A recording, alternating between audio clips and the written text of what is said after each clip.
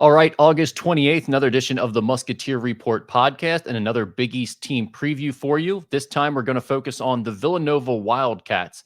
And for this one, I'm going to talk to Jeff Neiburg from the Philly Inquirer to break down the Wildcats offseason and what's ahead for the 2024-25 season. Let's jump right into that. All right, joining me now to talk about Villanova is Jeff Neiburg from the Philly Inquirer. And Jeff, I really appreciate you doing this first of all, and we'll jump right into it. Is it as simple as NCAA tournament or bust for Kyle Neptune this year? Is that the point of the program we're at now? Yeah, I mean, it's probably that way. This is not the final year of his contract, so theoretically, this would, he would have another year after this, but it is NCAA tournament or bust. I think the last 2 years, I would say that his first season, that team was not good enough to make the NCAA tournament. Last year, the team was certainly good enough to make the NCAA tournament. You spend that much money on a transfer portal roster and don't make the tournament and, don't even really sniff the tournament. You've got problems. And this year, again, they spent money on a transfer portal roster. This is the name of the game now. And if you're not going to master it, they got to find someone else who does. And I think he knows that. And part of it matters when you come into a program too, right? I mean, coming into Villanova's program right after the Jay Wright era, the expectations are going to be at a level where 3 straight seasons without an NCAA tournament appearance just aren't going to work. I mean, we kind of just went through that at Xavier when they went through 4 years of not making the NCAA tournament. That wasn't good enough, and they didn't have the previous history that Villanova did right before then. So I definitely understand that side of it. This offseason was interesting because obviously the transfer portal it takes, and Villanova lost a fair amount from the transfer portal in terms of guys leaving, but they did get Eric Dixon back. And that was very significant. A lot of people thought he may be gone. So he's obviously going to be Villanova's Batman, I would say, this year. He's the best guy. If he's the Batman, who is their Robin this year? Is it going to be Jameer Brickus, Wooga Poplar, or is there someone else that you see that could fill that role? Yeah, it's definitely going to be one of those two, right? I mean, I think Villanova was really excited about the way Brickus and Dixon can kind of play in the pick and roll game. The last 2 years, they haven't really had a point guard who can effectively play the pick and roll. Now, I think advanced metrics would tell you that Mark Armstrong was a little better in the PNR than Jameer Brickus was, but Brickus wasn't playing with these type of players next to him. So I would say Brickus fits the Batman and Robin description, but Wooga Poplar is probably the second best offensive player on the team. I think he's a pretty versatile player who is entering an important season. I mean, he declared for the draft in each of the last 2 seasons. He's coming home to Philadelphia with a lot to prove. So I would say I would expect Poplar to average more points than Brickus, but Brickus probably fits the description of Robin to Dixon's Batman. And Poplar was such a late ad there in the transfer portal. At least with the way the transfer portal works, it felt like a late ad. Have you heard anything about those two since they arrived on campus? Because it now feels like a lot of Villanova's upcoming season is riding on those 2 transfer additions. Yeah, I mean, I think, having talked to Neptune, we haven't talked in a couple months, but at that time in late June, there was already a lot of offseason workouts going on. And I think they were really thrilled by the way Jameer Brickus sort of operates and passes the ball and scores and just the way he sees the floor. Again, they haven't had a player with those kind of natural point guard skills in a couple years. And, if you've been following the Big East long enough, anybody knows that Villanova has always kind of thrived with good decision makers. They think Brickus is that decision maker. Additionally, you asked about Poplar too. Like Villanova's been really good about sending out tape from recent practices. Yesterday was Wooga's day. They seem to be like featuring somebody each day with some social media video. So obviously they're showing you the best of the best practice clips. But Wooga looked like a pretty versatile player who was making threes and getting to the rim. I saw there was one clip he blew by one of their incoming freshmen and one-handed tomahawk slam. They both look pretty good. They're both going to be super important to what Villanova wants to do on offense. Yeah, and then I look at the front court, and obviously with Eric Dixon, you have a really strong foundation, but the tendency in recent years has been to go undersized and be forced to play Dixon at the 5 some and go small around him.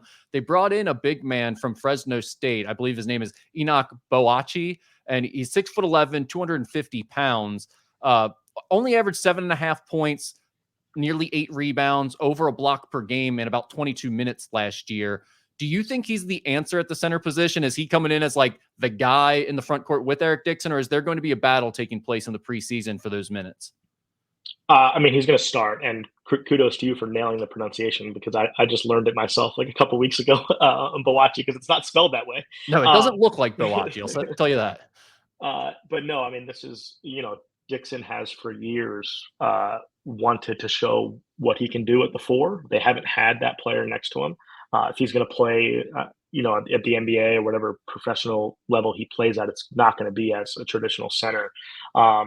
So, and with Bawachi, they're getting a guy who they don't really need offense from. They need a guy who's going to set some screens and run at the rim and catch some lobs, and that's kind of what he can do. They for the last couple of years with Dixon have needed offense out of their 5, and now they don't need offense out of their 5. They just need someone to set screens, grab offensive rebounds, play really hard, catch a few lobs. So in that sense, I think he's the answer there. There's obviously concerns. His foul rate was really high last year at Fresno State. So, can he stay on the floor? Obviously, it's Big East is a lot better competition than he faced at Fresno State. It's, Mountain West is a pretty big conference. So there are some concerns there. I think offensively they like the fit, and we'll see how it plays out. Now they're a little deeper now with some of the additions they've made late than they probably thought they were going to be when they first picked him up. And that's obviously a good problem to have, because, there are some concerns about whether or not he is going to be an instant impact Big East player. So we'll see how that all plays out. A few other transfers on the wing that come in as they're a bit of an enigma, I would say, from my perspective. One is Tyler Perkins from Penn. The other is Chris Parker from Alabama.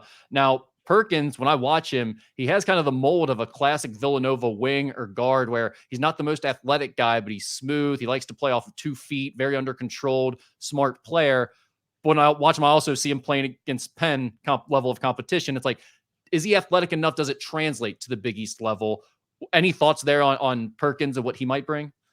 Yeah, I mean, I think if you asked a Villanova fan if it's going to translate, they would take you back to November at the Palestra when Penn shocked Villanova and rushed the floor because Perkins was just so damn good. That's one game. Will it translate? I mean, he's not going to start, so he can start right there. He's going to be, maybe the 7th guy. But he seems like you're right, like a very prototypical Villanova guard, a good decision maker, can shoot it, plays hard defense. Smart kid. He was going to Penn, so he's got all of those factors. I can't answer if it's going to translate, because we're going to have to see it play out. I would say Villanova's pretty confident it's going to translate, but we will. The games tell the story there, so we'll know in late November how that's going. And then with Chris Parker, I mean, he goes to Alabama, doesn't play at all. I guess he redshirt last season, and now he's here at Villanova. What are they expecting out of this guy? I mean, I really have no thoughts on what he might bring to the table. He's a complete wild card in my mind. Yeah, I mean, they know him well. They recruited him hard out of high school. He considered Villanova down to the end before he went to Alabama. Obviously, redshirted there because they had a pretty good team that went to the Final Four. I don't think they know what to expect out of him just yet. There's certainly, they don't need him to start, but they do need scoring off the bench at that position.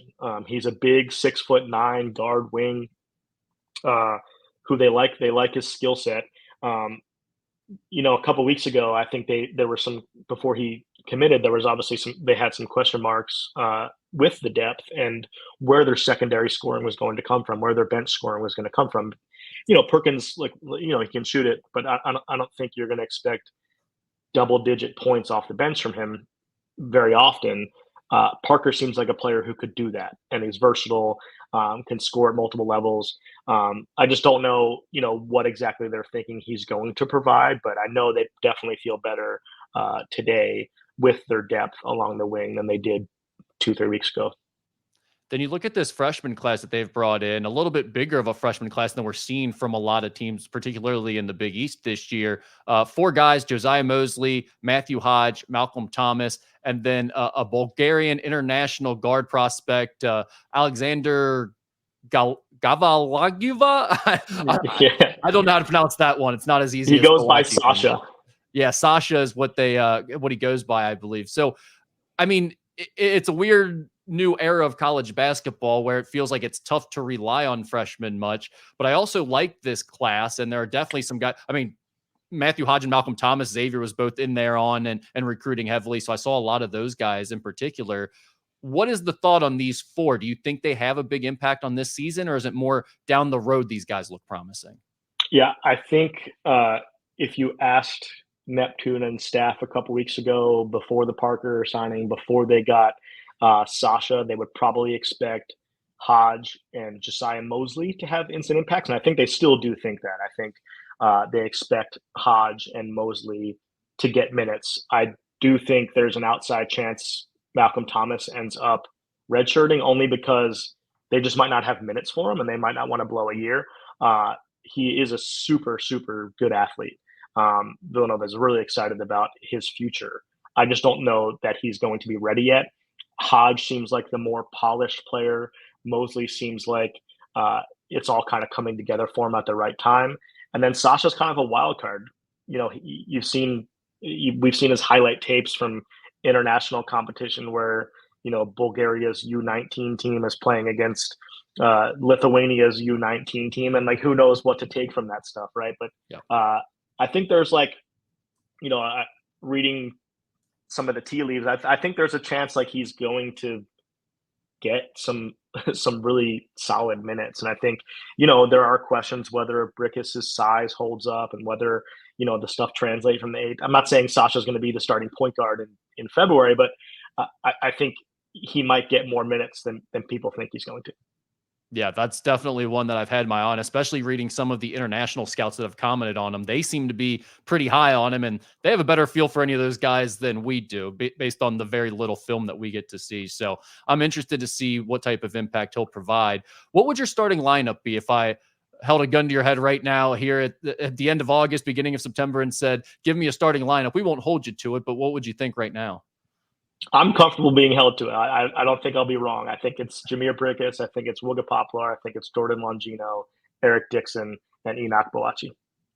Yeah, pretty simple there then, pretty straightforward. When you look at strengths and weaknesses, are there anything that really jump out to you now before we've even gotten into practices like, yeah, it looks like they'll be good at this and maybe struggle with that? Yeah, I think, again, they're going to be a pretty good defensive team. They were a really good defensive team last year. It was one of the reasons they kind of hung around that tournament bubble for as long as they did. And that's been kind of Kyle Neptune's calling card the last two seasons. They haven't been a great offensive team. They've been a really darn good defensive team. And I think Boachi kind of being the anchor there in the center is a big deal. Now, will they still be as effective defensively with a 5 foot, you know, I think Brickus might be listed at 5'11". I've stood next to him a couple of times because I've covered LaSalle too. And he's not 5'11". I'm 5'7", and he's not that much taller than I am. So will that hold up against the Big East? Time will tell. Will they have to play more zone? Time will tell. I think they're a better shooting team than they were last year. That still might be a little bit of a weakness. I don't think as much of a weakness. And certainly, you know, concerns about the depth when you get to the bench, I would say is a weakness at this point, but it's more of an unknown than a weakness. They finished overall 18-16 last year, 10-10 within the Big East, which tied them for sixth. They end up getting the 6th seed because they beat Providence head to head. If I asked you to give a projection for where they would finish going into the 2024-25 season, where do you have them? Do you think they improve from that 6th finish a year ago, or are they right around there again, or even worse? I would say right around there. I think, I don't know what the Torvik projections have them at in the Big East, but I've seen some power rankings have them like 7th to 8th.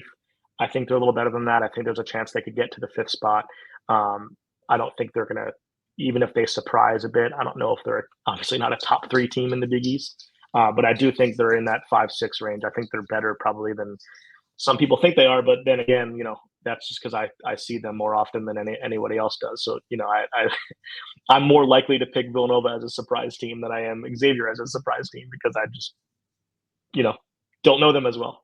Sure. No, but I mean, that's exactly where I had them too. I just wrote up my preview for them, posted it yesterday, I believe. And I said right outside the top 5, I think. I mean, I don't see a ton of upside for this team. They don't feel like maybe like a Providence where if everything goes right, they could contend with some of the top teams in the conference. But I do think they've done enough here late in the transfer portal to stay out of the basement of the conference as well. For sure. Well, Jeff, I really appreciate everything you gave us, all your time here today. I know it's a busy time of year for you with football starting and everything. So really appreciate it. And we'll talk to you soon, man. Thanks. Thanks, Rick. Appreciate it. All right. Take care.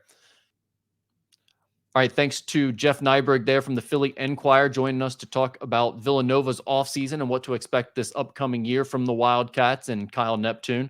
From the Xavier side of things, Nick Lewis, one of the top targets the Musketeers have been chasing all spring and summer. We've been talking about him a lot on this show, is going to be making his decision on Thursday at 4:30 p.m. We've been talking about that on the MusketeerReport.com premium message board. All signs point to Xavier being in a strong position in his recruitment still. So if you're not signed up for MusketeerReport.com, now is a perfect time to join. And as I've mentioned, this show comes out on Wednesday, but tomorrow on Thursday, we will launch a 75% off sale at Musketeer Report. So if you're not signed up yet, tomorrow is a perfect time to join us. 75% off your annual subscription. Get coverage for the entire season, all of next offseason, and everything to come, but also time it up with this announcement coming from Nick Lewis. We should have some great content there. So appreciate you guys listening to today's preview, and we will see you on the premium message board at musketeerreport.com or talk to you on the next podcast. Thanks.